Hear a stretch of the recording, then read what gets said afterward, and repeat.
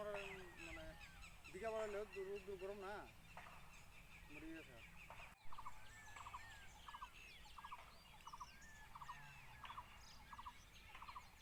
আমি প্রথম একজন বেকার ছিলাম, আস্তে আস্তে ফুলের কাজ করতাম। তো ফুলের কাজ করার পাশাপাশি আমি আমার মালিকের চারাটা দিছে, আগরতলা চারাটা এনেছিল। তারপরে আমি আস্তে আস্তে বাগানটায় 5-6 বছর ধরে মোটামুটি ভালোই করছি। একজন বেকার ফুলের চাষ করেও স্বাবলম্বী হইতে পারে, যেমনটা আমি মোটামুটিভাবে এখন কিছুটা নিচের পায়ে দাঁড়াতে পারছি।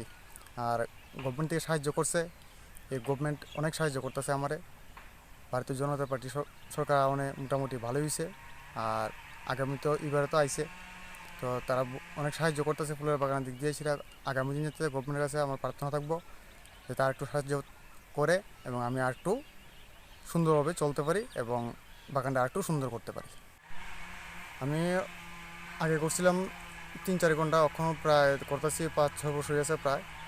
তো 3 খানের মতো করতেছি। হ্যাঁ, বিভিন্ন ধরনের ফুল আছে এখানে, পাশাপাশি সবজিও চাষ করতেছি।